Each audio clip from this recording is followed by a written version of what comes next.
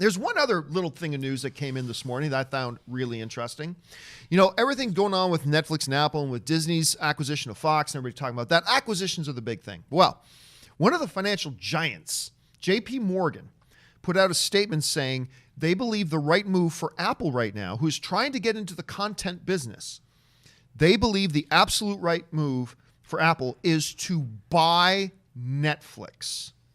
To buy Netflix. Now, just how big of a deal this would be, let's put this in context. Disney bought Fox, I might be off by 1 or 2 million, or 1 or 2 billion, for $72 billion. Their projected acquisition cost for Netflix is well more than double of that at $189 billion. Some financial analysts are saying it could be as high as $200 billion. $200 billion. Sounds like Dr. Evil. Yeah, I was going to say, that's some Dr. Evil money right there. To put that into more context, Apple, the richest company in the world, they have about $250 billion in their coffers right now. You're talking about something that would actually almost tap the entire war reserve of Apple for something like this. It's an interesting proposition. Some people are saying, yes, it could happen. Some people aren't. But let me ask you this, Robert. A company like Netflix, which, by the way, another interesting bit of information in all these stories is that Netflix, with all the money they generate, they are currently carry $7 billion of debt. Netflix is currently carrying $7 billion debt. So whatever somebody buys them for is also going to have to incur that $7 billion of debt. But anyway, you hear this story. Do you think this, from a content creation point of view, if that's the business Apple's trying to get into, do you think instead of trying to create our own space, because more and more of them are doing it, than maybe acquiring one of the giants? Do you think that would be a good move for Apple, or too much? I think it could be actually a good move because, everybody wants to have their own. Every company that owns content wants to monetize their own content. Yeah. All the studios are going to have their own streaming services. But Apple is basically having to start from scratch. They have to build up. They don't have their Game of Thrones. No. They've signed a few deals. They've signed some deals, but they don't really have anything yet. You buy Netflix, you've got the king of the. You've just bought yourself the king of the hill. You've got everything they've got in their reserves. You've got all the content they bought from all over the world, because Netflix is buying all kinds of foreign projects too. And I think it's a pretty good move if Apple wants to stay in that business. If they did that, they're in. They're all in. They're not getting out. The river has been turned over, and they're in. I'll tell you what. I think this move would be insane. It would be absolutely insane for one reason. Now, there's a price point at which this would be a good move. $80 billion. Okay, good move. But at nearly $200 billion, you're tapping the vast majority of what resources you have in reserve. And even if they'll just release another iPhone. Even if they had trillions, by the way, their last iPhone hasn't sold so hot, so that's been a problem for them.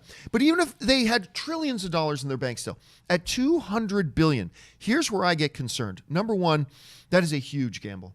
Number two, you're talking about a company that's carrying $7 billion in debt.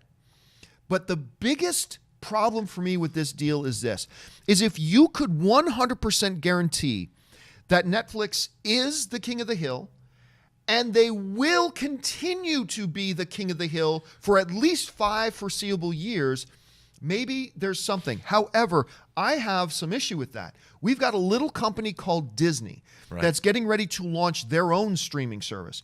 Are they immediately going to usurp Netflix? No way. But are they going to get a foothold right away with all the Marvel content, all the Star Wars content, all the Pixar content, everything else that they've got going on? And by the way, some of the biggest stuff on Netflix is Marvel's stuff, right? That's going to be disappearing as well at some point. Do I feel so convinced that 5 years from now, Netflix is still the absolute, undisputed, by a mile king of the hill in this space? I ain't convinced of that. I'm not convinced of that. And if I ain't convinced of that, I ain't spending nearly $200 billion on it. So for this price tag, I think it would be lunacy. I think it's a cool fantasy sports league kind of move, but I can't get around that. It is a lot of money. It's a lot of money. I mean, but the thing is, if you're a company like Apple, and there are projections. I mean, obviously, they know because imagine every Apple product immediately comes with free Netflix. Like if you buy it just for the first year or something. Right. So they bring you in. But it's really all about feeding that beast. You have to create more and more and more content. And there's only so many content creators that work at a certain caliber available. And as these more of these streaming services and more exclusive deals, whether it's with Hulu, which is Disney, whether it's Warner Brothers, whether it's Universal, NBC wants to start their own streaming services.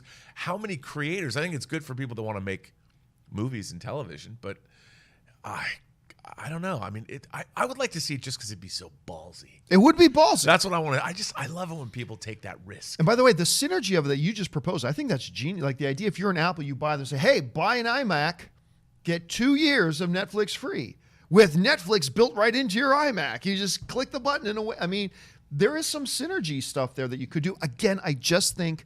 If they could also get their subscriber rate up, like everybody who's already a Netflix subscriber is a Netflix subscriber, so you keep them. But to get new subscribers, you make those offers and get people sucked in, and then they need their Netflix fix. Right, and I think at the right price point, it's a good move. At $190 billion, when I don't know what the status of this company is going to be in 3 or 4 years when Disney really gets its foothold in, I don't know. It's a tough one. What would you guys do? Would you guys, if you were Apple right now, you were Tim Cook, you had $250 billion sitting there burning a hole in your pocket, and you get offered Netflix for $200 million. By the way, nothing saying Netflix is even saying they're up for sale.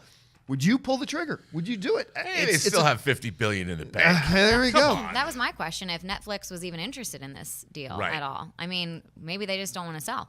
Well, to quote... that's a lot of money. That's a lot of money, though. To quote the old philosopher Ted DiBiase, the $1 Million Man, everybody's got a price. Yeah. For the million, in the case of Tim Cook, the $250 billion man. Everybody's got a price. I mean, I would never sell my John Campea bobblehead doll that company sent me. You were to offer me $10,000 right now, what was not for sale is suddenly for sale. I'll tell you that right now. So I don't know. Everybody's got a price.